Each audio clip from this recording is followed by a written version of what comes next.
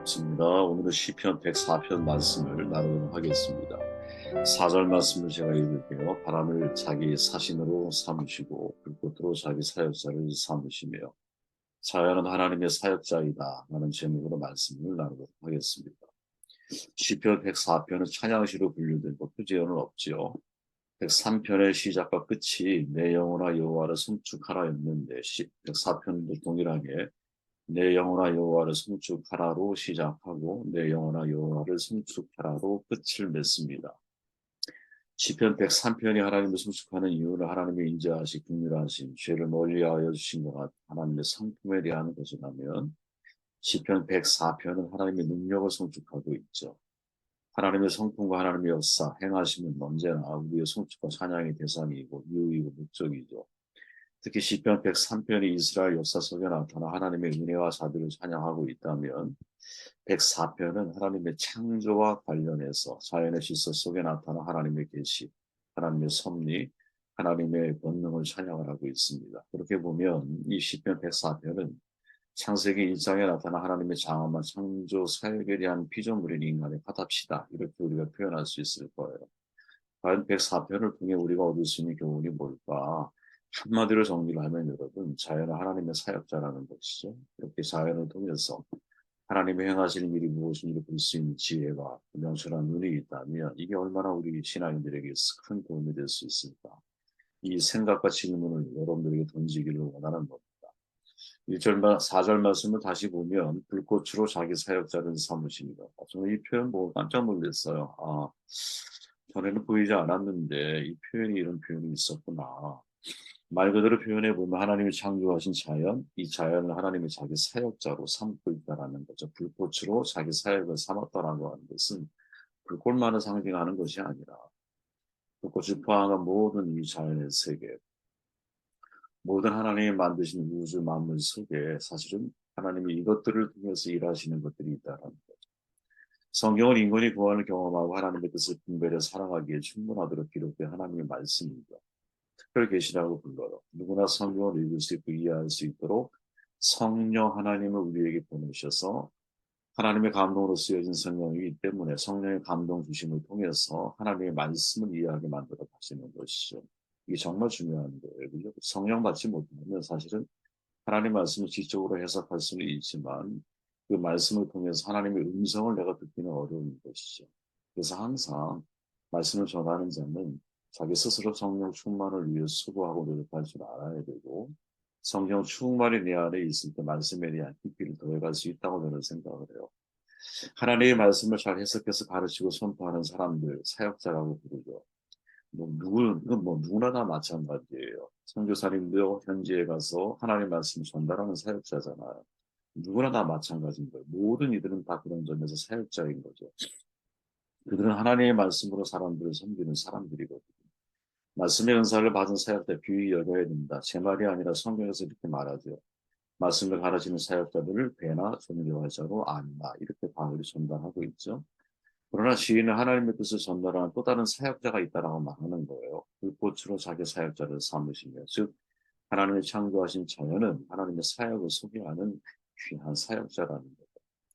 오늘의 시편에서 하나님은 바람과 번개불 당신의 사역자로 신분으로 삼으셨다고 기록을 합니다. 얼마나 많은 인류가 바람 속에서 창조주의 존재를 지감하고 얼마나 많은 인류가 번개불 속에서 하나님의 위엄을 깨닫게 되었는지 우리는 몰라요.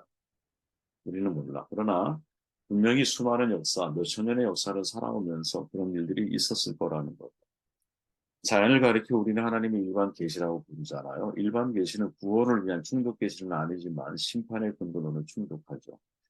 창조의 단계는 바로 인간 창조 앞서 그리고 인간 구원을 위한 말씀을 선물로 주시기에 앞서 인간의 생존과 번영 그리고 자신의 영광의 무대로서의 자연의 거룩한 펼쳐짐이 자신에 있었다라는 것. 이게 지금 표현이 어렵지만 여러분 한번 읽어보면 무슨 말인지 충분히 이해가 될 거예요. 여러분 생각해 보십시오. 구약을 살던 사람들에게는 구원의 교리가 없잖아요. 그럼 그들은 어떻게 하나님 앞에서 신앙을 발견해 왔을까? 질문할 수 있잖아요. 물론 여러분 성경에 있을 수 있죠. 전달된 구전으로 전달된 것도 있고 실제로 가지고 있는 모세오님도 있었고 그렇다면 여러분 그 속에는 구속의 교리를 찾는다는 게 쉽지가 않잖아요. 그죠? 그럼 그들에게 가장 중요한 신앙은 어떻게 보면 더 무게감을 가지고 있던 신앙은 무엇이었을까요? 창조 신앙이 아니었을까요?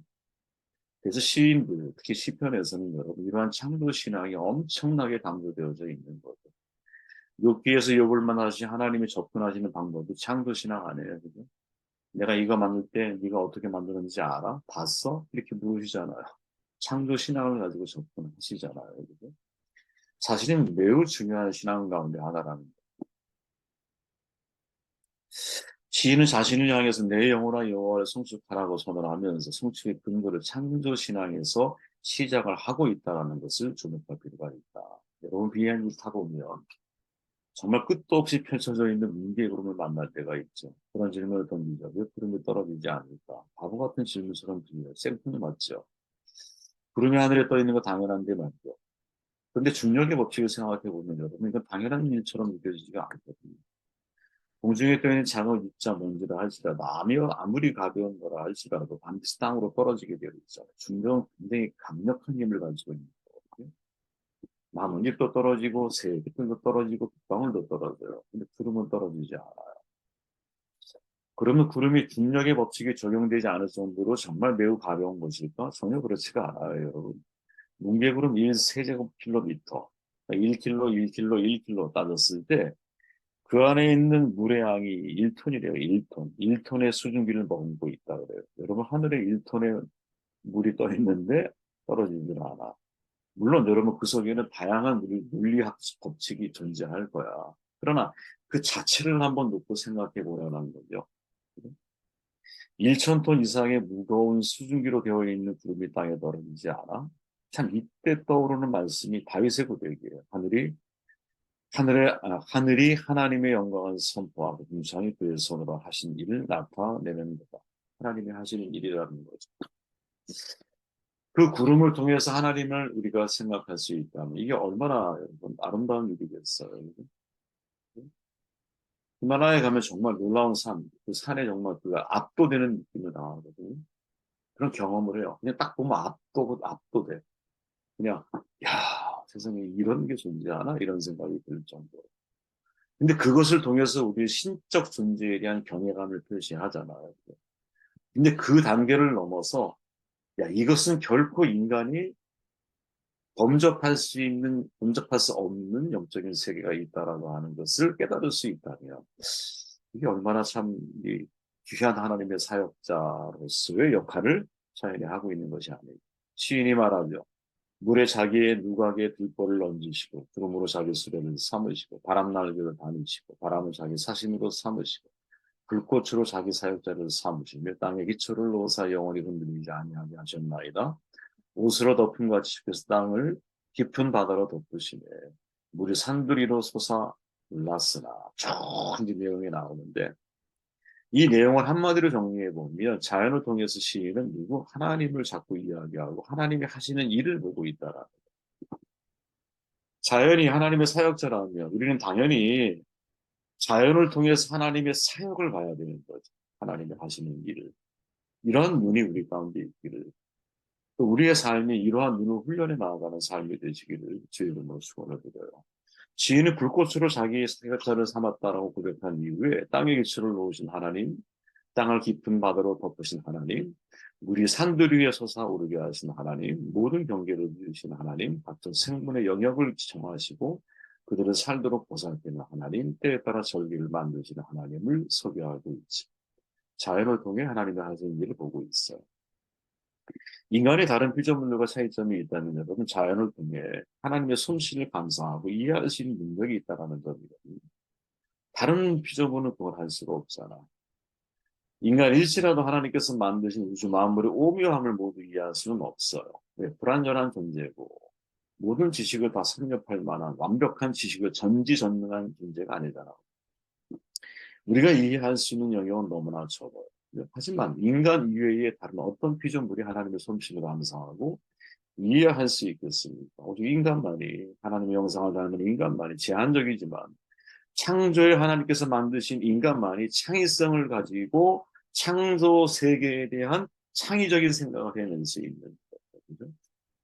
사실 여러분 창조와 구속은 분리된 개념이 아니거든요. 조덕경 박사에 의하면 이건 뭐 신학도 당연한 거예요. 창조와 구속은 분리된 개념이 아니에요. 창조도 하나님이고 구속도 하나님이시기 때문에 삼위일체 하나님이시잖아요.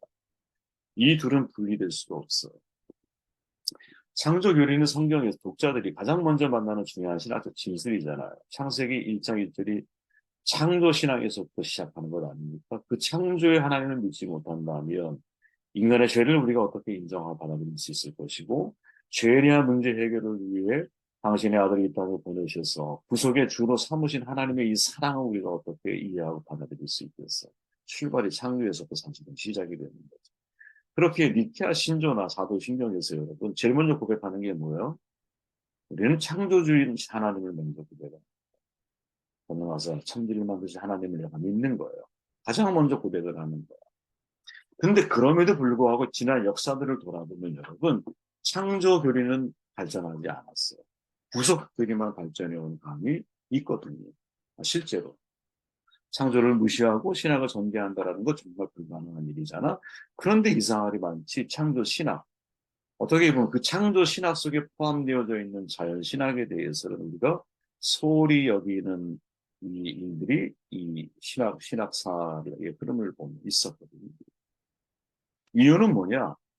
성경이란 특별 계시, 창조 신학, 창조 계시는 일반 계시에 속하잖아요.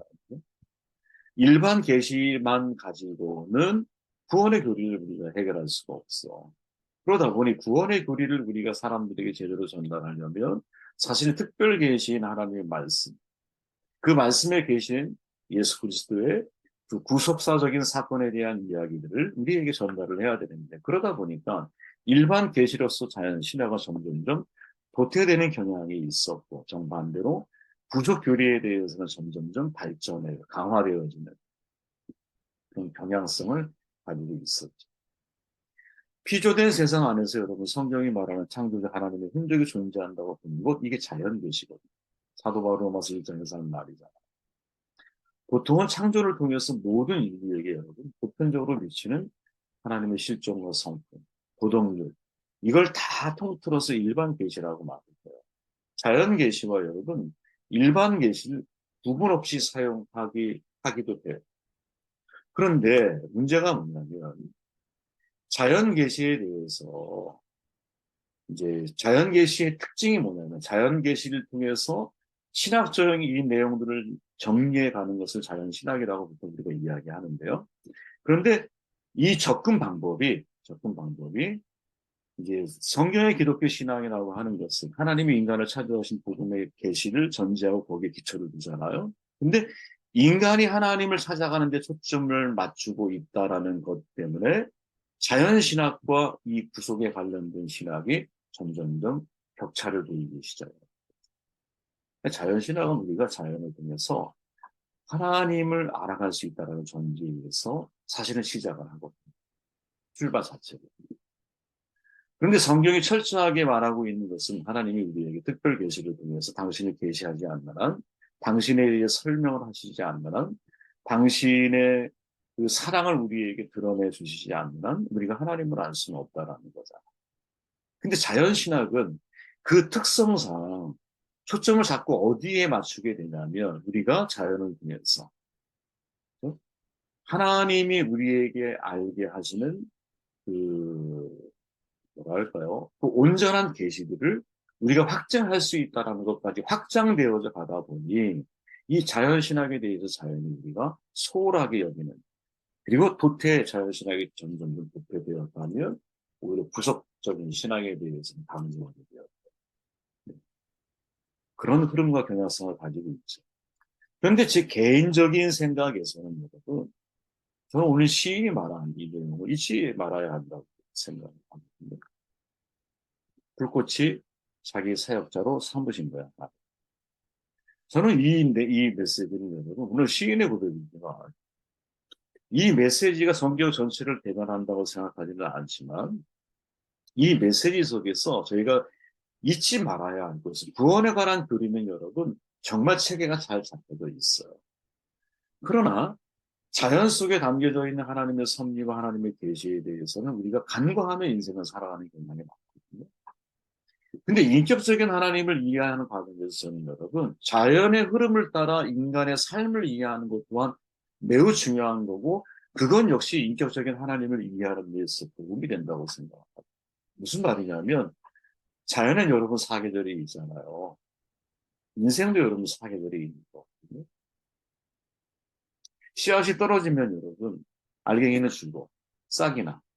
이게 자라서 꽃이 피고, 꽃이 떨어지면서 열매를 내고, 그 열매가 다 무르익으면 중력의 땅에 떨어져 썩어서 또 양분이 돼 재탄생되는 거예요. 그죠? 인간의 삶도 저는 마찬가지라고 보여요. 다시 말하면 자연의 흐름을 통해서 인간의 삶을 이해해가는 것이 얼마나 중요한 일이죠. 그죠? 자연은 여러분 굳이 다른 외부적인 손길이 주어지지 않느라 외부적인 어떤 뭐랄까요? 이 터치가 이렇게 주어지지 않느라 자연은 자연스럽게 흘러가는 힘이 있거든요. 그죠? 태어났어. 나이를 먹고, 늙고, 그럼 자연스럽게 내가 소멸되어 가는 것을 자연스럽게 받아들여요. 뭘 영원히 살려고 이렇게 애를 쓰는 게 그렇겠어요? 그죠? 블루처가 왜 필요할까요? 그렇게 오래 살고 싶을까요? 반대의 질문을 던져보면 좋을 것 같거든요. 내가 사랑했던 사람들을 내가 다 먼저 땅에 묻어야만 돼. 그린마에 대한 영화가 바로 그런 영화잖아요. 치료를 받았는데 그 이후에 이 사람이 장수하는 일이 생긴 거야. 톰 행크스죠. 실화에 근거한 내용이라는데 사실인지는 모르겠어요. 근데 사랑하는 사람이 다 떠나가. 나는 오래 살고 있어. 행복할까요? 전 아니라고 보거든요. 때가 되면 늙는 것이 아름다운 거고요. 검은 머리가 변해서 흰머리가 나오기 시작할 때, 아, 내가 더 성숙해지고 있구나. 흰머리가 많아지기 시작하면, 아, 이제 내가 백발의 지혜를 향해 달려가고 있구나. 이제 내가 마지막으로 어떻게 마무리를 잘 할까? 인생의 후반전에는 돌이킬 수 없잖아요, 이제. 전반전에 돌이킬 수가 있어. 그죠? 근데 후반전에는 목표 하나 딱 정해서 그 목표를 향해 달려가기도 시간이 부족한 거거든요. 자연의 흐름을 따라서 운명을 함께 하려고 하는 마음이 우리의 마음 가운데 있다는 거 얼마나 좋을까. 저는 그런 생각을 많이 해보게 돼요.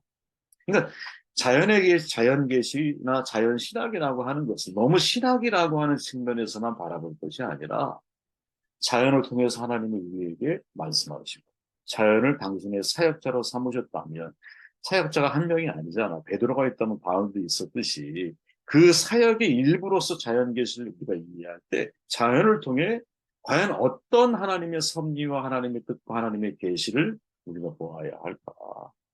이 질문을 가지고 자연을 대한다. 저는 자연이 우리에게 주는 정말 중요한 교훈들, 메시지들이 분명히 있지 않을까 이런 생각을 해보게 돼요. 저와 여러분들이 저도 이제 오늘 시편 말씀 보면서요, 음, 자기 사역자로 삼으시며라고 하는 이 구절이 참 새롭게 저에게 다가왔어요. 아, 이 자연은 하나님의 사역자구나. 그동안 우리 신학의 역사를 돌아보니 부속 신학에 대해서, 기독론에 대해서 강조를 하다 보니 사실은 자연계시, 일반계시가 의미해서 너무나 치부하고 자연신학자들은 지금 거의 다 구태됐거든요. 제가 학교 다닐 때만 해도 자연신학에 대해서 연구하는 몇몇 분들이 계셨어요. 근데 이제 그분들이 설 자리가 없잖아. 그러니까 설 자리가 없는 공부를 누가 하겠어요. 그러다 보니 자꾸 태고에서 뭐랄까요? 하나의 좀 신비적인 경향성으로 이렇게 막 사람들이 치부하고 뭐라 하고 막 그랬던 기억이 있는데 그런데 과연 그래야 되나? 이런 생각이 들어요. 오히려 자연을 통해서 더 깊은 하나님에 대해서 묵상할 수 있는 능력이 가운데 있다면 자연 자체를 통해서 하나님이 우리에게 계시하시는 중요한 메시지는 더 여러분들 더 풍성하게 알아갈 수 있지 않을까 하는 생각을 해보게 되었습니다.